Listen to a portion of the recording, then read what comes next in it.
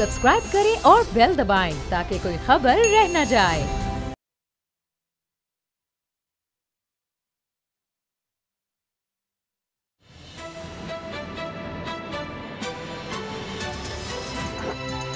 अब पता चला। बिस्मिल्लाहिर्रहमानिर्रहीम, अस्सलाम वालेकुम। मैं हूं मोहम्मद उसामा गाजी और आप देख रहे हैं अब पता चला। खबर यह है कि शहबाज शरीफ दिल की बात जुबान पर ले आए हैं और ये बात है डील की बात। शहबाज शरीफ साहब का कहना है माजी की गलतियों से सबक सीखकर आगे बढ़ना चाहिए। इसके लिए डील करने में आखिर खर्च क्या है। अपने इंटरव्यू में शहबाज शरीफ ने पहली बार बड़े भाई नवाज शरीफ का दिफा करने की बजाय अपनी पोजीशन क्लियर करने की कोशिश की। अपने इंटरव्यू में उन्होंने बहुत से मामलात पर बात की, लेकिन अगर इनके इंटरव्यू का खुलासा किया जाए तो कुछ शिकवे शिकायतें थीं, कुछ हसरतें और ख्वाहिशें। शहबाज शरीफ ने पार्टी सदारत से इस्तीफा देने की खबर की तरदीद भी की और वजारत उज़्मा की ऑफर के बारे में भी बताया। वहीं इन्होंने अपने मशहूर जमाना ग्रैंड नेशनल डायलॉग का भी जिक्र किया। छोटे मियां साहब का शिकवा यह था कि अहम मामलात में इनसे कुछ पूछा नहीं जाता। अल्फाज ये थे कि 2018 इलेक्शन में बेहतर इज्तिमाई हिकमत अमली बनाते तो शायद नवाज शरीफ चौथी बार वज़ीर-ए-आज़म होते। लेकिन सवाल यह है कि नवाज शरीफ मज़ामत की गर्दान कर रहे हैं। ऐसे में शहबाज शरीफ का मुफाहमत का चूरन कैसे बिक सकता है। नून लीग की कश्ती दो बयानियों में घिरी हुई है। यह भी सच है कि अपनी तमाम तर कोशिशों के बावजूद शहबाज शरीफ बड़े भाई और भतीजे को मुफाहमत पर कायल नहीं कर सके। वाकिफान हाल का दावा है कि एक बार फिर शहबाज शरीफ बड़े भाई को कायल करने के लिए जल्द लंदन जाने के लिए फिर कोशिश करेंगे। लेकिन सवाल यह है कि क्या वो कामयाब हो भी पाएंगे या नहीं। शहबाज शरीफ के इंटरव्यू के बाद आज नवाज शरीफ साहब ने ट्वीट करके फिर मज़ामत की बात की है।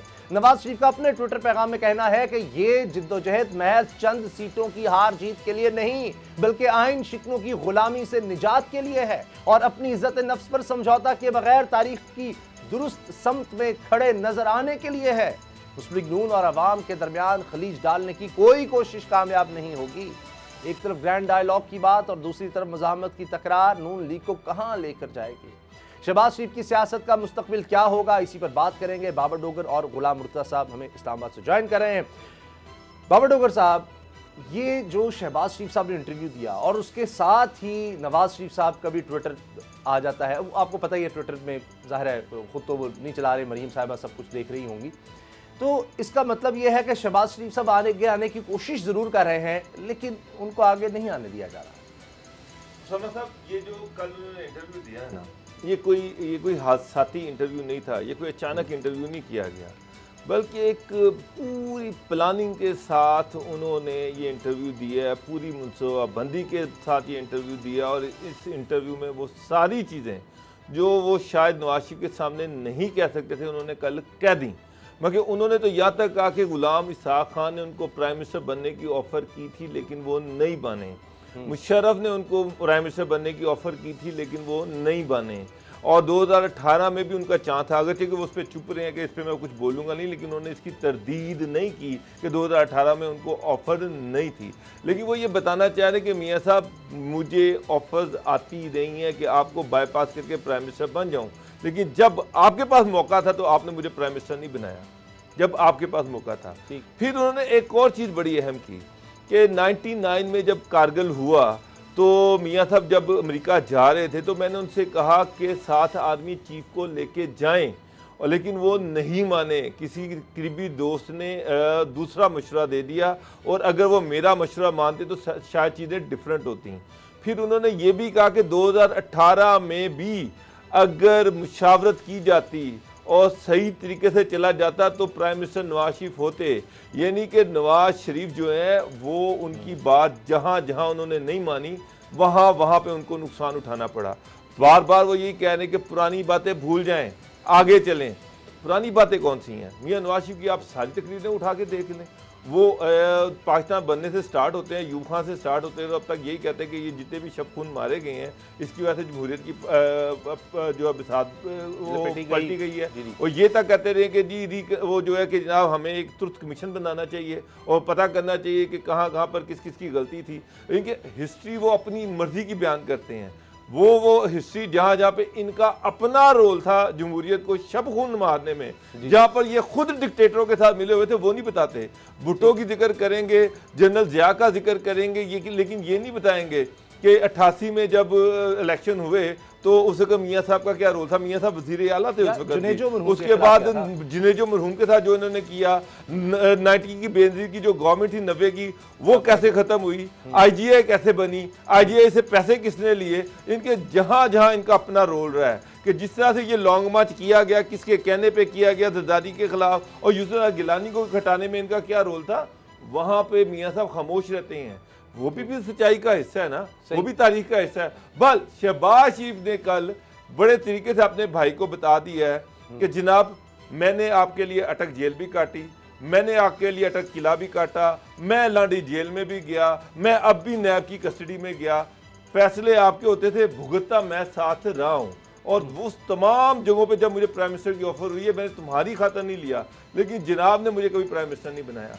और अब मौका है कि अगर आप पीछे का भूल जाएं और खामोश हो जाएं, मुझे मौका दे दें तो मैं कुछ कर सकता हूँ। उन्होंने कहा कि अगर 2018 में मुशावरत की जाती तो शायद हालात ये ना होते।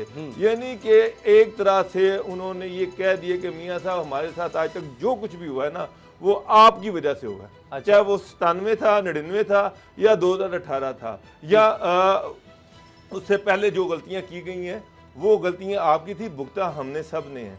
तो अब मेहरबानी करें, आप खामोश हो जाएं और मुझे मौका दें। अच्छा, गुलाम रज़ा साहब, आपको क्या लगता है कि उनकी बात सुनी जा रही है, या नवाज शरीफ का फौरन ट्वीट आना इसका मतलब यह है कि मरियम कैंप अब भी उनको जगह नहीं दे रहा?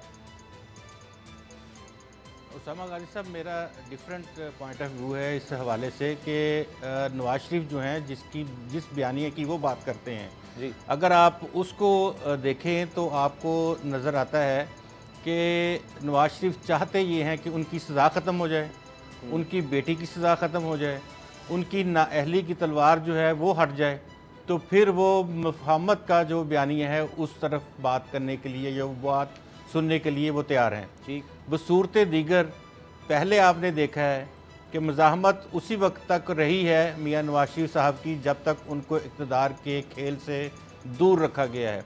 जब ही उनके लिए रास्ते खुले हैं तो फिर जिस तरीक़ाकार के तहत बाकी लोग हुकूमत में आते रहे हैं, उसी तरीक़ाकार के तहत मियाँ नवाज शरीफ भी आए हैं। और अब अगर आप इसको इस तनाज़र में देखें कि शहबाज शरीफ जो हैं उन्होंने पहली दफ़ा इस तरह की सूरत हाल जो है उसका सामना हुआ है, वो खुशी से निहाल हैं। अच्छा। कि मियाँ नवाज शरीफ और उनकी बेटी किसी भी अवामी ओहदे के लिए, सियासी ओहदे के लिए क्वालिफाइड नहीं कर रही हैं।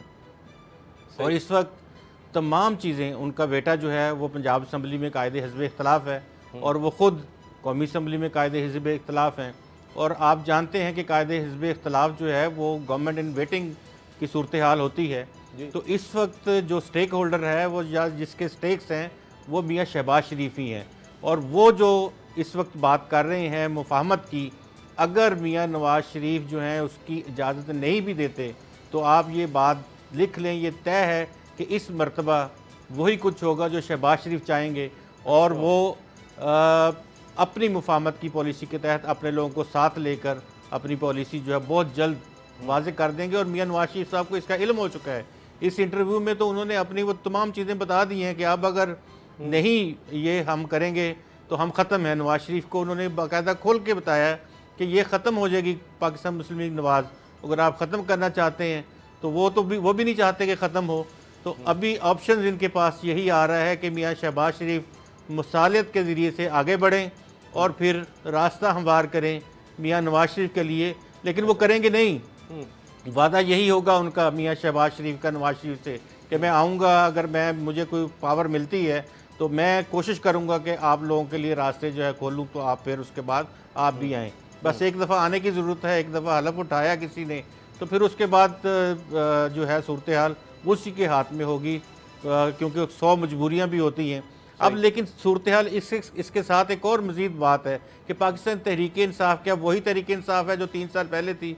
नहीं, सियासी तौर पे वो बहुत ज़्यादा मैच्योर हो चुकी है और वो इन तमाम चालों को समझती है और उसको ख़त्म करने के लिए वो अपने तमाम सियासी हरबे इस्तेमाल करती है। अच्छा, अब बाबर डोगर साहब, ये ट्रेंड कर रहा है इस वक्त तीसरे नंबर पर पाकिस्तान में नवाज़ की जंग, आइन की जंग। ये वही बात है कि पहले बयानिया तो सिर्फ नवाज शरीफ का चलेगा, तो जब जब शहबाज शरीफ साहब आगे बढ़ने की कोशिश करते हैं तो ये मामला होता है।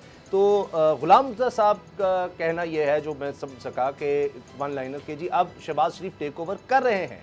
तो बाबर साहब, आपको क्या लगता है कि अब नवाज शरीफ को नज़र आ गया है कि शहबाज शरीफ साहब तो अब आ गए हैं, उनके इंटरव्यू देने का मतलब ये है कि जी मैं अब मैदान में हूँ, अब आपकी नहीं चलनी, जितनी आपकी रिस्पेक्ट करनी थी, जो जो आपने करवाना था, मेरे साथ जो हुआ सारा पार्टी के साथ वो हो गया, अब आप साइड पर हो जाएं, या अभी भी वो, क्योंकि ये बातें उन्होंने कर चुके होंगे और उसके बाद इंटरव्यू देने का और ये सब करने का मतलब यही है कि शायद अब वो मैदान में आ गए हैं, अब तो नवाज शरीफ साहब बाहर हैं, वो जो मर्जी करते रहे।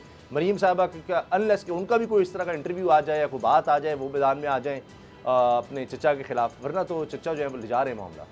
उसामा साहब, लास्ट टाइम भी जब शहबाज शरीफ ने एक इंटरव्यू दिया था एक टेलीविज़न को, तो उसके बाद अगले दिन एक ट्विटर ट्रेंड, टॉप ट्रेंड जो चला था वो ये था कि बयानिया सिर्फ नवाज शरीफ का होगा। आपको याद है जब शहबाज शरीफ ने नेशनल रिकन्सिलिएशन की पहली दफ़ा बात की, उन्होंने कहा कि मैं नवाज शरीफ के जाके पाँव पकड़ लूँगा और उनको मना लूँगा, तो अगले दिन ट्विटर पे टॉप ट्रेंड जो था वो यही था कि बयानिया नवाज शरीफ का होगा। आज भी आप देख लें कि कल इंटरव्यू आता है और आज पीर वाले दिन एक नया बयानिया दे दिया जाता है कि नवाज शरीफ जो है वही उनका बयानिया चलेगा, किसी और का बयानिया नहीं चलेगा। तो ट्विटर का हैंडलर कौन है? ट्विटर को कौन हैंडल करता है पीएमएलएन के अंदर? ऑफ कोर्स मरियम करती हैं। फिर आज नवाज शरीफ का भी ट्वीट आ गया। तो एक चीज़ तो क्लियर है कि मियाँ साहब फिलहाल पीछे हटने को तैयार नहीं है। और दूसरी चीज़ जो गुलाम मुर्तज़ा साहब ने कही वो बिल्कुल ठीक कही कि इस वक्त सिस्टम में अगर कोई स्टेक होल्डर है तो वो तो शहबाज शरीफ है, उसकी चलेगी। हमजा शहबाज है।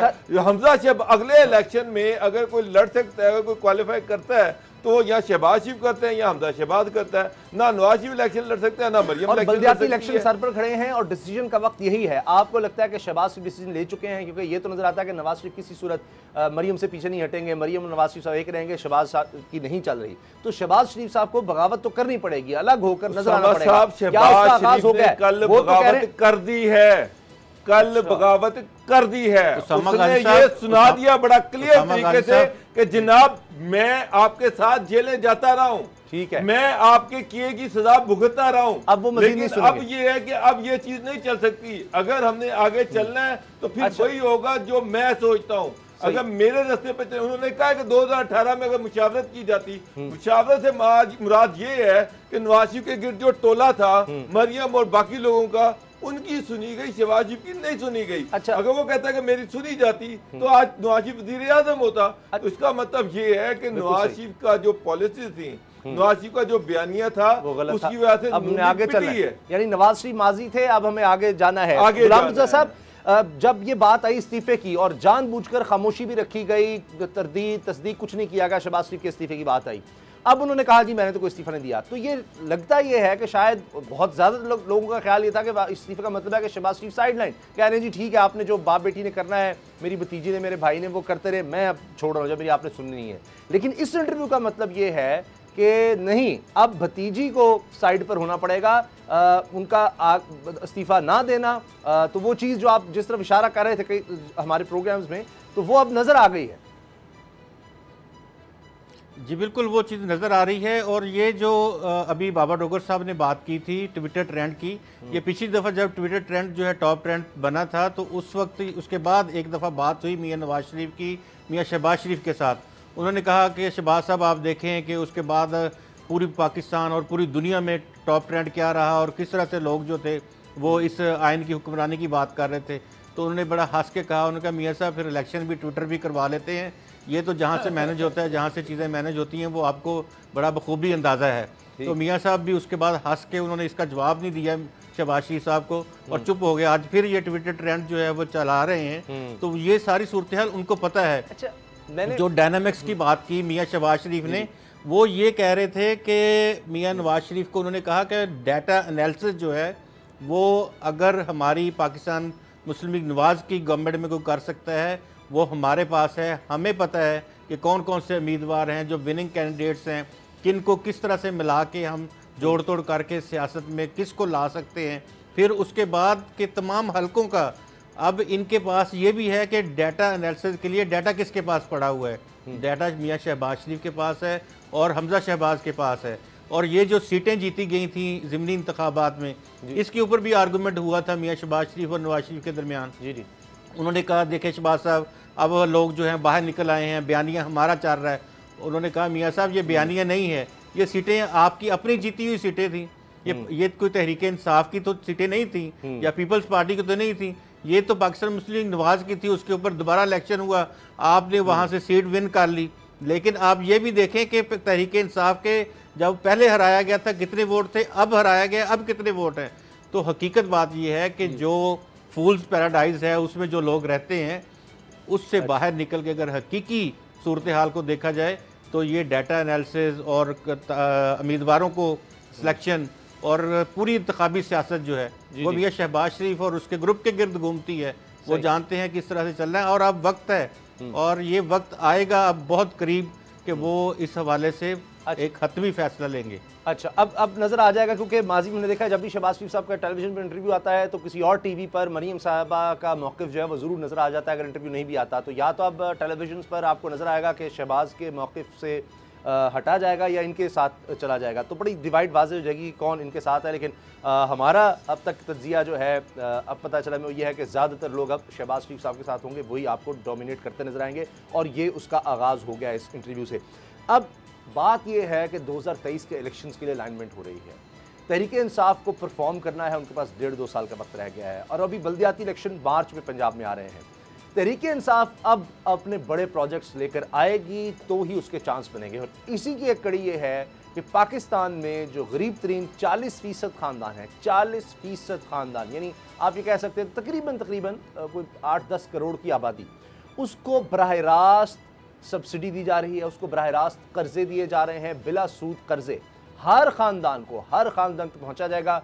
डाटा जो है वो तैयार कर लिया गया है और इमरान खान साहब ने अनाउंस कर दिया है कि दिसंबर से इस प्रोग्राम का आगाज़ किया जा रहा है। बड़ा कम्प्रीहेंसिव प्रोग्राम है, कामयाब पाकिस्तान प्रोग्राम और एहसास प्रोग्राम और ये सब इसमें जुड़ रहे हैं, एक दूसरे के साथ हैं।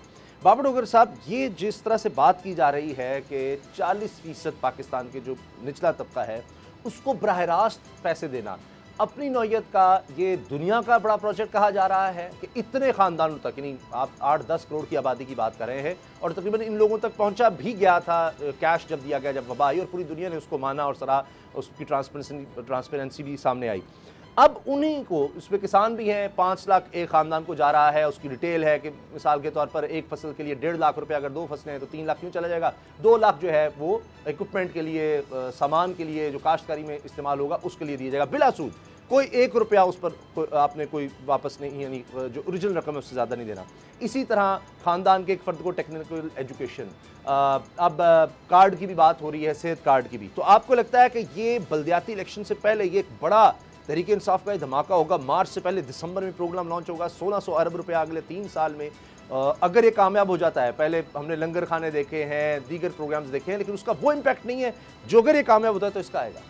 देखें उसामा साहब, जो टाइम गुजरता जा रहा है, महंगाई बढ़ रही है, पेट्रोल 120 रुपये लीटर चला गया, चीनी 110 रुपये किलो मार्केट में मिल रही है।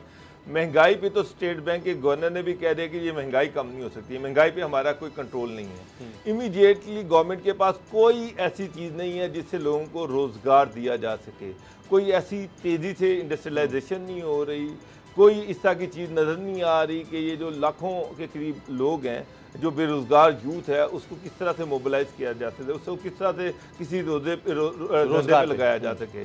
तो अब उसका इमीडिएट हल तो यही है कि छोटे छोटे कर्जे उनको दिए जाएं और वो कुछ छोटे मोटे बिजनेस स्टार्ट कर सकें। मतलब 5-5 लाख रुपए का जो लोन दिया जा रहा है, अब जो छोटे घर हैं, जो छोटे घराने हैं, मेरा ख्याल है कि 5 लाख रुपए अगर एक घर को मिलता है और उनसे कहा जाता है कि कोई छोटा मोटा बिजनेस स्टार्ट करें, तो ये एक बड़ा अच्छा इनिशिएटिव है गवर्नमेंट के हवाले से। और ऐसे वक्त में जब गवर्नमेंट के पास मुतबादिल हल भी नहीं है कोई, यहाँ तो होना कि आपको बड़ी तेज़ी से इंडस्ट्रियलाइजेशन हो जाए, सरकारी महकमों में इतनी सख्त नहीं है कि वो इतनी बड़ी बल्क में यूथ जो है उसको नौकरियां दे सकें। शेख रशीद ने खुद कहा है कि ना FIA में 1100 नौकरियां और 12 लाख दरख्वास्तें आ गई हैं। इससे आप अंदाज़ा लगा लें कि बेरोज़गारी के हालात क्या हैं। तो अब एक तरफ महंगाई बढ़ रही है, महंगाई लोगों की रीच से बाहर चली गई है, आम आदमी तो बेचारा खत्म हो गया, लेकिन उसका अब एक ही हल है कि आगे इलेक्शन आ रहा है तो गवर्नमेंट के पास इसके अलावा कोई और हल नजर नहीं आ रहा। जो एक सारा शेयर किया गया है एक सर्वे, उसमें तो नजर आ रहा है कि पाकिस्तान दुनिया के सस्ते तरीन ममालिक में से है। उस सर्वे में तो ये बताया गया और उसको सब शेयर कर रहे हैं, शहबाज गिल सब सस्ते तीन ममालिक में है, इसमें कोई शक नहीं है। आज भी 100 रुपये में यहाँ पर बंदा बड़े अच्छे तरीके से खाना खा लेता है। मसला ये है कि आपके पास यूथ के लिए कोई रोजगार नहीं है। महंगाई जो है यहाँ पर जो पर कैपिटा इनकम है उस सवाल से उसका कंपैरिजन किया जाए तो महंगाई बढ़ गई है। डॉलर आज 1.5 रुपये महंगा हो गया, पेट्रोल महंगा हो गया, आटा महंगा हो गया, चीनी महंगी हो गई, आम आदमी को रोजगार ब्रेक का वक्त हो जाएगा, ये बड़े इश्यूज हैं। ठीक है गुलाम रज़ा साहब, ये प्रोग्राम आप कैसे देख रहे हैं? एहसास कामयाब पाकिस्तान प्रोग्राम, इसमें कामयाब नौजवान प्रोग्राम, ये क्या पाकिस्तान की तारीख का सबसे बड़ा प्रोग्राम जरूर कहा जा रहा है, लेकिन क्या ये वाकई गेम चेंजर और इनकलाब होगा? उसामा साहब, सब प्रोग्राम जो हैं वो अच्छे हैं, लेकिन इसके हवाले से अगर आप यूएन की रिपोर्ट्स जो हैं वो पढ़ें कि जहाँ पे गुर्बत जो है वो ज़्यादा होती है वहाँ पे यूनाइटेड नेशंस भी और दीगर जो अदारे हैं जो फ़ंड मुहैया करते हैं पूरी दुनिया को, IFC है, IMF है, वर्ल्ड बैंक है, एशियन डेवलपमेंट बैंक है, वो तमाम जब भी किसी मुल्क में गुर्बत की शरह बढ़ती है तो वो कहते हैं कि सोशल सेफ्टी नेटवर्क बढ़ाए जाएँ। जिस भी हुकूमत में इस तरह के तंदूर लगाए जाएँ, नौजवानों में खाने बांटे जाएँ और उसके बाद एहसास लंगर प्रोग्राम शुरू किए जाएँ, शेल्टर प्रोग्राम शुरू किए जाएँ, तो ये आप समझ लें कि इंडिकेटर्स जो हैं वो गुर्बत की शरह बढ़ा रहे हैं और लोगों को मुतमिन रखने के लिए, वो तबका जो वल्नरेबल है सोसाइटी का, उसको खामोश रखने के लिए ये तमाम खर्चे फिर करने पड़ते हैं।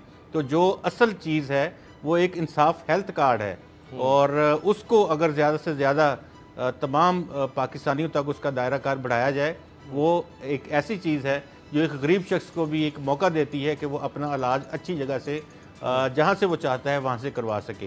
तो बाकी छोटे छोटे जो सोशल सेफ्टी नेट्स हैं वो एहसास के हों, वो कंप्यूटराइज जो कंप्यूटर देते हैं लोगों बच्चों को, लैपटॉप्स देते हैं वो हों, या इस तरह से जो रोटी के प्रोग्राम हैं, लंगर के प्रोग्राम हैं वो हों, तो ये चीज़ें जो हैं वो मैटर ज़रूर करती हैं। लेकिन जब आप पर कैपिटा इनकम की बात करते हैं तो उस वक्त ये चीज़ें सब आपको माइनस में दिखनी शुरू हो जाती हैं, क्योंकि महंगाई की शरह इस लेवल तक चली गई है, यानी कि डबल डिजिट में इन्फ्लेशन आपकी फॉल कर रही है और आप लोगों की जो इनकम है वो सिक्यूज हो गई है।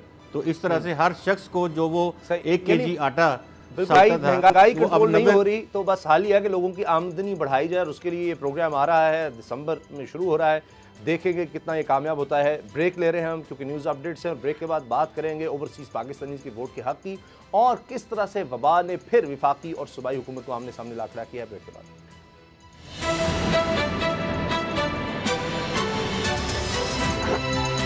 अब पता चला।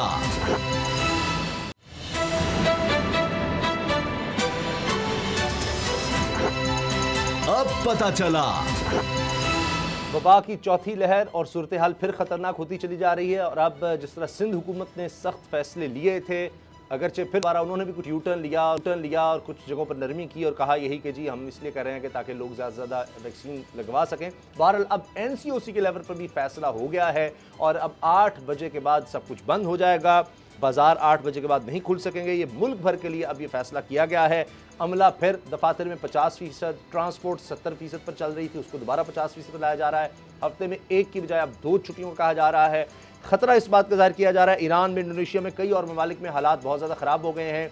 पाकिस्तान में देखा गया, कराची में सबसे ज़्यादा बुरी सूरत हाल। और अभी मैं देख रहा था आज के आज़ाद जम्मू कश्मीर से जो स्टैटिस्टिक्स सामने आ रहे हैं बड़े ख़तरनाक है। 30% तक रेशो हो गई है इस वबा के फैलने की। और आपने देख लिया, एक और सबूत है कि जल्द से जुलूस और रश ये सब क्या करता है। आपने देखा अभी हाल ही में आज़ाद कश्मीर में इलेक्शन भी हुए। इसके अलावा सिंध में बहुत ज़्यादा शरह नज़र आ रही है, इसी तरह से बाकी सूबों में है। तो अब बाबर डोगर साहब, ये फैसले तो नज़र आ रहे थे, लेकिन बात यह है कि किस तरह से निपटना है। वैक्सीन का कहा जा रहा है, सिंध हुकूमत ने कहा जी वैक्सीन को हम तेज़ी करेंगे। लॉकडाउन की तरफ वो गए, वो थोड़ा सा लॉकडाउन को किसी हद तक वापस भी लेना पड़ा। रश लोगों का हो गया, तोड़ फोड़ देखी गई। तो ये पहले सोच क्यों नहीं लिया जाता, क्योंकि फिर लोग दोबारा नहीं आते। जो जाते हैं और सुबह से खड़ा है, 4 घंटे बाद उसको वैक्सीन लग रही है, फिर आप कह रहे हैं कि जी हम 11 जगहों पर लगा रहे हैं, 24 घंटे कर रहे हैं। तो ये तो बड़ा आसान सा है कि आपको बस 2 करोड़ से ज़्यादा आबादी, 3 करोड़ है, इतनी वैक्सीनेट होगी, सबका आपके पास डाटा मौजूद है। तो ये तो फैसले शुरू में हो जाने चाहिए कि कितने लोग आएंगे, कितना हमें अमला चाहिए, कितनी ज़रूरत है। तो फिर वो लड़ाई शुरू हो जाती है कि जी यहाँ पर पंजाब में इस तरह हुआ था, सिंध में गवर्नमेंट ने ये कर दिया, वो कर दिया, वो लड़ाई का एक आ जाता है। बात ये थी कि मिलकर ये एनसीओसी के लेवल पर चलो डाटा शेयर करते हैं कि इतने लोग एक्सपेक्टेड आएंगे, इतना आप अमला रखें, इस तरह से लगाएं। उसामा साहब, अनफॉर्चुनेटली सिंध गवर्नमेंट इस इशू पर शुरू से सियासत कर रही है। जो फेडरल गवर्नमेंट या एनसीओसी जो फैसला करते हैं ये उसके उलट चलते हैं। यानी कि वहाँ पर फैसला ये है कि आपको वैक्सीनेशन ज़्यादा से ज़्यादा करवानी है। अब पंजाब में लाहौर में वैक्सीनेशन का आप अमल देख लें, बड़ा समूह चला है। इस्लामाबाद में बड़ा समूह चला है। यहाँ पर बर वक्त फैसला किया गया, बर वक्त वैक्सीनेशन सेंटर बनाए गए, वहाँ पर वैक्सीन की मतलूबा जो मिकदार थी वो पहुँचाई गई। पर मैंने यहाँ पर देखा कि बहुत सारे वैक्सीनेशन सेंटर जो हैं वहाँ पर आपको ज़्यादा देर खड़ा नहीं होना पड़ता। आप खुद गए हैं तो 5 या 10 मिनट में आपको वैक्सीनेट हो गए। बेताशा काउंटर्स उन्होंने बनाए हुए हैं। सिंध गवर्नमेंट उस वक्त सोई हुई थी। कराची वहाँ पर उस वक्त जब वैक्सीनेशन करवानी चाहिए थी, जब कोरोना मैक्सिमम वैक्सीनेटर सेंटर्स बनाने चाहिए थे और वहाँ पर मैक्सिमम काउंटर्स बनाने चाहिए थे, मैं अब वहाँ पर इस तरह नहीं किया गया। अब बार बार ये फेडरल गवर्नमेंट जो है उसके उलट चलने की कोशिश करते हैं। अब वहाँ पर जनाब के लॉकडाउन की तरफ जा रहे हैं, हालांकि लॉकडाउन जो है वो इसका हल नहीं है और ये साबित हो चुका है कि सारी दुनिया में कि इसका हल लॉकडाउन नहीं है। इसका हल ये है कि वैक्सीनेट करवाएं और लोग जो है इसके खिलाफ अपने आप को तैयार करें। आप अपना मास्क पहने, उससे बचाव के लिए तदाबीर इख्तियार करें, ना सिर्फ ये कि सारी आबादी को बंद कर दें, इकोनॉमी को तबाह कर दें। अगर ये सिर्फ बात होती, आप सिंध हुकूमत को कह रहे हैं, लेकिन अब एनसीओसी के लेवल पे तो फैसला हो गया 8 बजे तक दुकानें बंद करने का, मार्केट्स बंद करने का, तादाद कम करने का। स्कूल्स का भी कहा गया कि अगर तो अमला सारा वैक्सीनेट होगा तभी फिर, तो इनको भी तो फिर सख्त फैसले करने पड़े हैं ना सिंध हुकूमत के पीछे। इसलिए वो कहते हैं कि जी पहले हम करते हैं फिर ये हमारे पीछे सख्ती करते हैं, हम सिर्फ पहले कर जाते हैं तो उस वक्त ये तनकीद। देखिए उसामा साहब, आप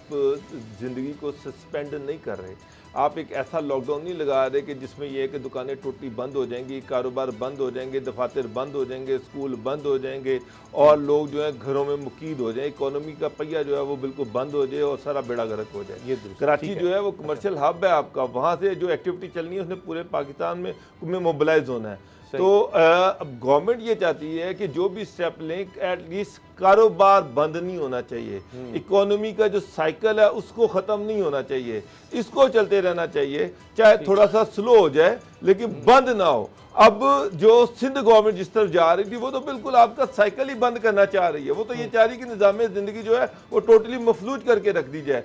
इससे इसका हल नहीं है, फिर बेताशा मजीद मसाइल पैदा होंगे, लोग घरों से बाहर निकलेंगे, फिर वही लंबी लंबी लाने खाना बांटने वालों की और खाना लाइनों में लेने वालों की। तो उसामा साहब, बेहतर ये है कि लोगों का रोजगार ना बंद हो, लोग रोजगार जाते रहें। उनमें जो है अवेयरनेस क्रिएट करें, वो जाके वैक्सीनेट अपने आप को करवाएं, मैक्सिमम फैसिलिटेशन होनी चाहिए वैक्सीन के हवाले से। वैसे ये के हवाले से किसी ने बड़ा अच्छा लिखा कि जी ये मौत से डर नहीं लगता, सिम ब्लॉक करने से डर लगता है। जो कराची में रश देखा गया मुख्तलिफ जगहों पर, तो ये हम लोग बुरी बात है बहसीत कौम की जी, सख्ती जब हम पर होती है तो फिर ही हम इस तरफ आते हैं। अब लोग जा रहे हैं, वैक्सीन लगवा रहे हैं, एकदम रश बढ़ गया। लेकिन एक चीज़ गुलाम रसूल साहब खुश आइंद है कि 113 दिन लगे 1 करोड़ लोगों को वैक्सीनेशन लगाने में। अच्छा, फिर गुज़िश्ता 6 रोज़ में 50 लाख वैक्सीनेशन की गई, 16 रोज़ में 1 करोड़ कोरोना वैक्सीनेशन की, यानी 6 दिन में 50 लाख। अगर इसको किस तरह मेंटेन रख लिया जाए, 6 दिन में अगर वाकई ये 50 लाख लोगों तक वैक्सीनेशन पहुँच गई तो ये तो बड़ी अचीवमेंट है। लेकिन क्या पाकिस्तान में इतनी, हम खुद तो बना नहीं रहे, 3 करोड़ लोगों को लग गई है 22 करोड़ में से। अगर बच्चों को निकाल भी दिया, मेरा ख्याल है 12 करोड़ आबादी हमारी 18 साल से कम होगी, जिनको काफ़ी कम खतरा है, शायद इससे ज़्यादा ही हो। तो बाकी अडल्ट पॉपुलेशन को अगर कर लिया जाए तो काफ़ी हद तक हम सेफ हो जाएंगे।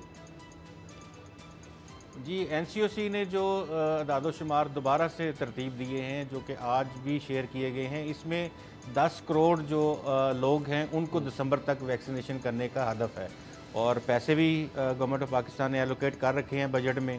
और सप्लाई चेन भी जो है उसको भी भरपूर कोशिश की जाएगी कि सप्लाई चेन जो है वो बाहर रहे और ये मुसलसल चलती रहे। जो आप बात कर रहे थे कि कुछ जगहों पे पॉलिटिक्स हो रही है, जी। वाक़यातन मैं आपको ये मिसाल देता हूँ कि सिंध में जो 8 रोज़ा मुकम्मल लॉकडाउन था, उसमें 3-4 ऐसे बड़े मामला थे। यानी कि एक तो आप ये देख लें कि LNG से पाकिस्तान के बहुत से कारखाने चलते हैं, बिजली के कारखाने चलते हैं, उनकी सप्लाई लाइन वैसे वो सप्लाई चेन जो थी वो टूट गई थी। तो इन्होंने कहा कि 8 दिन के लिए लाइन जो है हम बंद करते हैं, तो मज़ीद आपको वो सप्लाई चेन बहाल करने में 10 से 15 रोज़ लग जाते। उससे मुल्क में बिजली का बहरान, लोड शेडिंग ज़्यादा होती, कारखाने बंद होते, एक पैनिक हो जाता। इसी तरह से जो पूरी दुनिया से सब्जियां, फ्रूट्स, आपको पता है कि बंदरगाह वही है, और उसी से आगे बहुत सारी चीज़ें जो हैं पाकिस्तान में पूरे मुल्क में आती हैं। वो जो चीज़ें जिन लोगों ने सौदे किए हुए थे वो उनके जहाज़ तो आ जाने थे, लेकिन वो लंगरअंदाज नहीं होने थे। तो उसके बाद इसको आप मद्देनज़र रखें। तीसरी चीज़ ये थी कि बहुत सारा ऐसा इम्पोर्ट हम कर रहे हैं, बहुत सारे लोग इम्पोर्ट कर रहे हैं, कुछ चीज़ें एक्सपोर्ट कर रहे हैं। तो इम्पोर्ट एक्सपोर्ट को 8 दिन का वक्फा आप ये कर लें कि एटलीस्ट इसका $1 बिलियन जो है वो नुकसान होना था। तो ये गवर्नमेंट ने, वफाकी गवर्नमेंट ने बड़ी जल्दी के साथ, सूरत के साथ उन्होंने उनको परस्यू किया और उससे कहा कि ये काम मत किया जाए। वज़ीर-ए-आज़म ने भी इसके कॉन्सिक्वेंसेस से आगाह किया। तो फिर प्रेशराइज होके उन्होंने ये फ़ैसला जो था मुकम्मल लॉकडाउन का, उसको उन्होंने स्मार्ट लॉकडाउन में चेंज किया। ठीक है। तो ये चीज़ें साफ नज़र आती हैं कि ये वबा है, वबा में पॉलिटिक्स नहीं होनी चाहिए। हमें अपने लोगों को महफूज बनाना है, उनको हमने वैक्सीनेट करना है, और वैक्सीनेशन करने के लिए हमें NCOC के साथ मिल के, और अगर सिंध को वैक्सीन नहीं मिल रही तो NCOC के साथ उनको बात करें। जिस तरह से अभी प्रेस कॉन्फ्रेंस की जा रही हैं, बातें की जा रही हैं, तो NCOC के मामला बताएं कि हमने कहा था, कभी CM सिंध ने नहीं कहा कि हमने कहा था तो हमें वैक्सीनेशन नहीं दी गई, कराची ने इतनी वैक्सीनेशन मांगी थी वो नहीं दी गई। तो ये वो चीज़ें हैं जो उनको हाईलाइट करने की हैं कि अगर कोई यहाँ से उनको प्रॉब्लम है तो वो बताएं, लेकिन यहाँ से प्रॉब्लम नहीं है। प्रॉब्लम उनके वहाँ से ही है, अपनी जो उनकी वजारतें हैं वहाँ से है, चीफ मिनिस्टर सेक्रेटेरिएट से है। तो ये चीज़ें पॉलिटिक्स से हट के इसको कोविड के तौर पे लिया जाए। अच्छा बाबर डोगर साहब, ये अब लग रहा है कि चलें फिर एक वर्किंग रिलेशनशिप बन गया। जितनी तेज़ी से अब वैक्सीनेशन हो रही है, आपको लगता है कि ये टारगेट अचीव हो जाएगा 10 करोड़ का? फिर तो काफ़ी हद तक सेफ्टी आ जाएगी, क्योंकि कई मुल्कों में देखा जा रहा है कि दोबारा ये लहर नज़र आती है। चीन में भी कई सूबों में नज़र आई, लेकिन उसमें फ़र्क ये है कि अगर ये वबा दोबारा पहले की निस्बत चलें कुछ हद तक कम ही सही, लेकिन फैलती भी है, तो जो लोग वैक्सीनेशन जहाँ हो गई है उनकी तबीयत उस तरह ख़राब नहीं होती। मिसाल के तौर पे हॉस्पिटल जाने की ज़रूरत ही नहीं पड़ती। तो और अगर जाते भी हैं तो देखा गया है, पूरी दुनिया में ये डाटा भी इकट्ठा कर लिया गया है कि वो बहुत कम आपके फेफड़ों पर उस तरह से इफेक्ट आएगा। एक शख्स जिसने वैक्सीनेशन नहीं लगवाई और जिसने लगवाई है, बहुत वाज़ेह फ़र्क होता है। तो यही अमल जितनी जल्दी किया जा सके किया जाए। लेकिन मुझे सिर्फ ये है कि क्या, क्योंकि अभी आ रहा था कि रश ज़्यादा है और सिंध में, कराची में वैक्सीन की तादाद कम होने का ख़तरा है, तो ये ना हो कि आप सबको ओपन कर दिया हुआ है और पीछे ना मिले उतनी वैक्सीन। ये सप्लाई चेन जो है इसको बहाल रखना सबसे ज़्यादा ज़रूरी है। उसामा साहब, बिल्कुल सप्लाई चेन जो है इसको बहाल रखना सबसे ज़रूरी है। और सबसे जो मेन चीज़ है जिस पे ये सारा इशू खड़ा हुआ है वो सप्लाई चेन है। जिस तरह से गुलाम मुर्तज़ा साहब ने भी कहा कि अगर सप्लाई चेन मुतासिर होती है तो सारा अमल ही मुतासिर हो जाएगा, सारी चीज़ें जो है वो ख़राब हो जाएंगी। अब 10 करोड़ का टारगेट है, 22 करोड़ का मुल्क है, एक बड़ा मुल्क है, और यहाँ पर बड़ी तेज़ी से चीज़ें जो है स्प्रेड होती हैं, कनेक्टिविटी बहुत ज़्यादा है। और लेकिन गवर्नमेंट की डायरेक्शन बिल्कुल ठीक है, जहाँ से सिमें ब्लॉक करने की बात कर रहे हैं, कॉलेजेस खोलने के लिए उसका सर्टिफिकेट होना लाजमी है, सैलरीज के लिए। और ये जो गवर्नमेंट पाबंदियाँ लगा रही है, इसकी वजह से लोग जो है वो दौड़ भाग तो कर रहे हैं। अब आगे स्कूल कॉलेजेस भी खुलने हैं, वहाँ पर भी उन्होंने मस्त कर दिया कि जो स्टूडेंट्स हैं उनके पास भी इसका सर्टिफिकेट होना चाहिए, टीचर्स के पास भी होना चाहिए, मोबाइल सिम में जो है ये सारी चीजें। मेन जो चीज है ना सर्टिफिकेट, इसको किस तरह रोका जाए? ये एक नया मसला खड़ा हो गया, जाली सर्टिफिकेट, जाली वैक्सीनेशन या वैक्सीन बिक रही है। ये कोई आसान है, ऑनलाइन वेरिफिकेशन हो जाए बस। जाली नहीं हो सकती, जाली सर्टिफिकेट जो है वो नहीं हो सकते। आप ये देखें कि जो नादरा का सर्टिफिकेट है उसके ऊपर आपको एक ऐसा निशान मिलता है जिसको स्कैन कोड, जो QR स्कैन, वो आपको टेक्नोलॉजी यूज़ होती है, और जिसका है उसको आप ऊपर क्लिक करें और उसको स्कैन करें, उसका डाटा सामने आ जाएगा। तो ये ऐसा कोई काम नहीं कर सकता। अगर जो लोग बना रहे हैं ना कि जाली सर्टिफिकेट बन जाएगा, वो वहाँ QR स्कैन जहाँ पे चेक हो रहा होगा वहाँ चेक करेंगे तो पकड़े जाएंगे। सारा अमल जो है ना ये सप्लाई चेन पे खड़ा हुआ है। ये बात ब्रेक लेते नहीं, ब्रेक के बाद बात करेंगे ओवरसीज पाकिस्तान के लिए वोट के हक की। इस ब्रेक के बाद अब पता चला।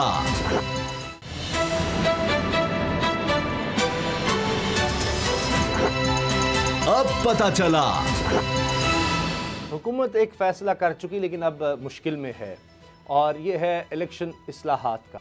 इलेक्शन के हवाले से इलेक्शन तरमीमी ऑर्डिनेंस 2021 हुकूमत ने ऑर्डिनेंस के ज़रिए नहीं, सदर के ज़रिए एक डायरेक्टली वो इम्पोज़ कर दिया आप कहें, क्योंकि कानून साजी तो होनी है पार्लियामेंट से, और पार्लियामेंट में लाए बगैर उन्होंने ये काम कर दिया, क्योंकि यहाँ पर मसला देर लगनी थी, अभी भी मुशावरत चल रही है। लेकिन अब मुसीबत ये है कि जी 120 दिन के बाद ये ख़त्म हो जाता है ऑर्डिनेंस, अगर आप उसको असम्बली से पास नहीं करवाते तो। अब दोबारा से इसको पेश करके इसमें तोसी के लिए हुकूमत कोशिशें कर रही है।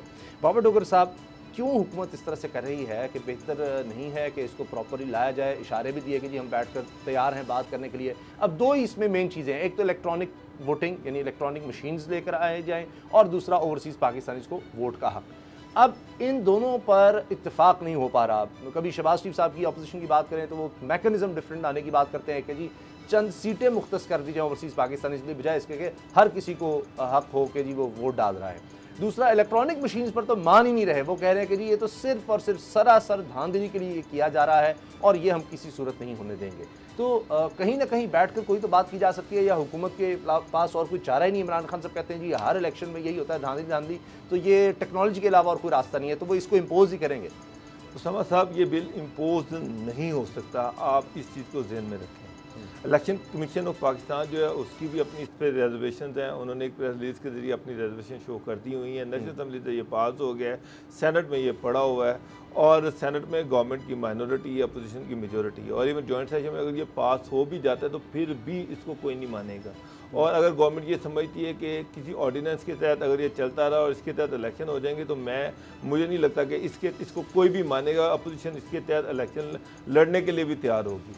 तो एक चीज़ तो ये है कि जब तक अपोजिशन और गवर्नमेंट बैठ के कंसेंसस के साथ कोई चीज़ें सामने नहीं लेके आते, उस वक्त तक ये बिल कंट्रोवर्शियल था, है और रहेगा। और इसके तहत किसी ने ना रिजल्ट मानने हैं और ना ही इसके तहत इलेक्शन हो सकता है। एक चीज़ तो क्लियर है। तो मेरा ख्याल है कि गवर्नमेंट को अभी भी रैशनैलिटी के साथ इसको चाहिए कि अपोजिशन को एंगेज करे, और जब तक इस पर अपोजिशन जो है वो और गवर्नमेंट एक सेम पेज पे नहीं आते। ये खाली गवर्नमेंट ने तो इलेक्शन नहीं लड़ना 2023 का, इसमें फिर पार्टी ने भी लड़ना है, नून लीग ने भी लड़ना है, और बहुत सारी ऐसी पोलिटिकल पार्टी जो शायद पार्लियामेंट में नहीं है उन्होंने भी लड़ना है, और हो सकता है उनके अपने भी तहफ़्फ़ुज़ात हों। तो इस पर जब तक ब्रॉड बेस इस पर डिबेट नहीं होती उस वक्त तक, और जब तक इस पर कंसेंसस नहीं होता उस वक्त आप जितने मर्जी ऑर्डिनेंसेस ले आएँ। मैं एक चीज़ आपको क्लियर कर दूँ कि ये बिल जो है इसको किसी ने मानना नहीं है, ना इलेक्शन कमीशन ने, ना पीपल पार्टी ने, ना अपोजिशन ने, और खाली पीटीआई अपनी मर्जी का बिल थोप इलेक्शन नहीं करवा सकती। ये चीज फिर भी करवा भी ले तो मुतनाज़ा हो गया, लेकिन पॉसिबल नहीं है। जब अपोजिशन ही नहीं मानेगी, दो बड़ी पोलिटिकल पार्टीज हैं, जब वो इस बिल को मानती नहीं है तो किस तरह से ज़बरदस्ती आप उनके ऊपर एक बिल इम्पोज करके उससे इलेक्शन करवा सकते हैं? मुझे ये मुमकिन नज़र नहीं आता। अच्छा गुलाम साहब, आपको क्या लगता है अभी तक, क्योंकि हमारे यहाँ काम होने तो बड़ी जल्दी भी हो जाते हैं, लेकिन डिले होनी हो तो पता चलता है कि जनाब 5 साल गुजर गए और वो कानून ही नहीं बन सका। तो अगर ये इसी तरह हुकूमत चलाते रहते हैं, इलेक्ट्रॉनिक मशीन ज़बरदस्ती भी आते हैं, अगले इलेक्शन ही करवा सकेंगे? इलेक्शन कमीशन भी अगर एतराज़ करता है, लेकिन कानून साजी तो इलेक्शन कमीशन इस तरह से नहीं कर सकता। अगर पार्लियामेंट ने कर ली, पास हो गया ये बिल, तो उसके बाद तो इलेक्शन कमीशन पाबंद हो जाएगा उसके तहत इलेक्शन करवाना। ये तमाम शराकतदार जो हैं उसामा गाजी साहब, उनको आपस में बैठना पड़ेगा, और इस पे गवर्नमेंट ने ये पहल की थी कि गवर्नमेंट ने पहले ही ऑर्डिनेंस जारी कर दिया। ऑर्डिनेंस जारी करने की ज़रूरत नहीं थी। इसमें पहले जिस तरह से इंतखाबी इस्लाहात कमेटी गुज़िश्ता गवर्नमेंट में भी मौजूद थी, और उस इंतखाबी इस्लाहात कमेटी ने बहुत सारी इस्लाहात की थी और वो इम्प्लीमेंट भी हुई हैं।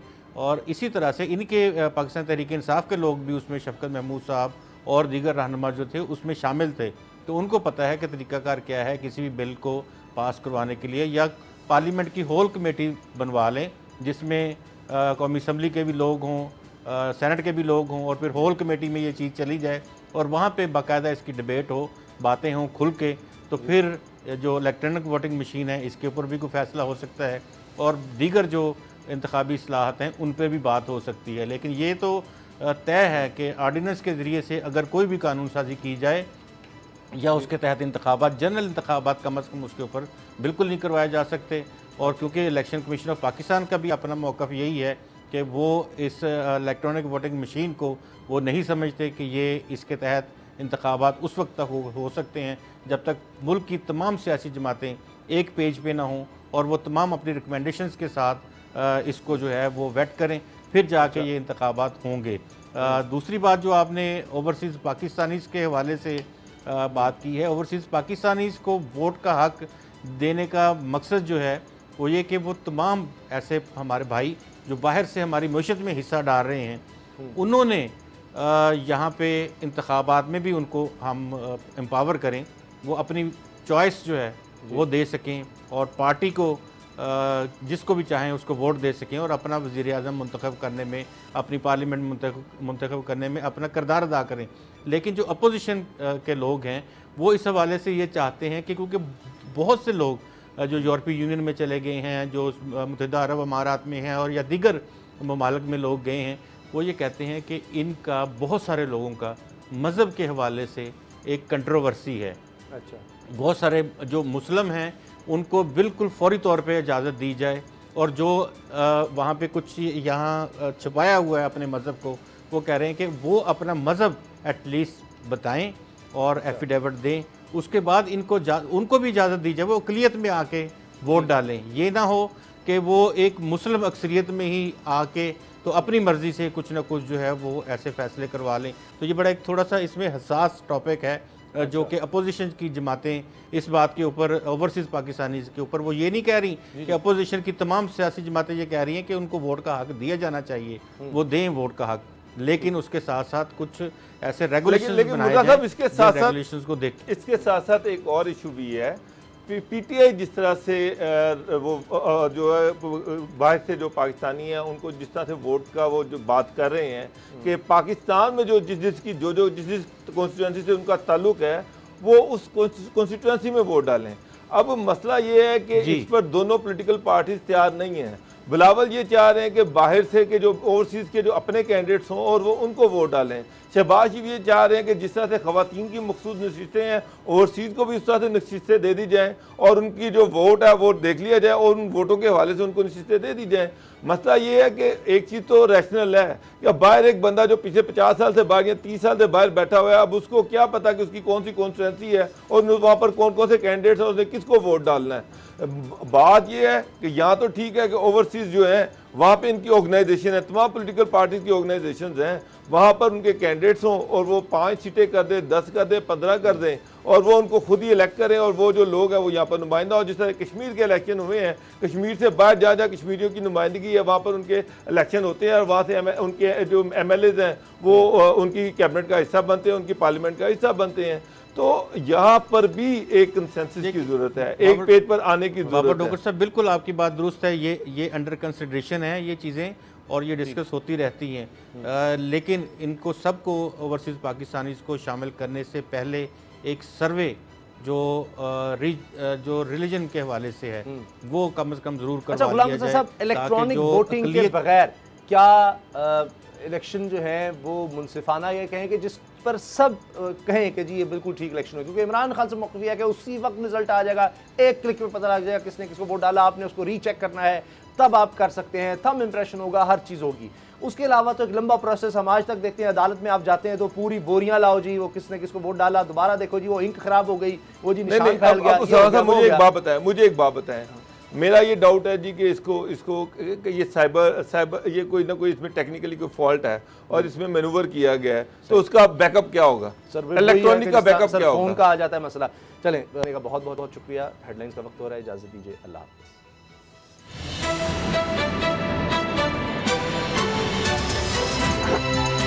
अब पता चला। सब्सक्राइब करें और बेल दबाएं ताकि कोई खबर रह न जाए।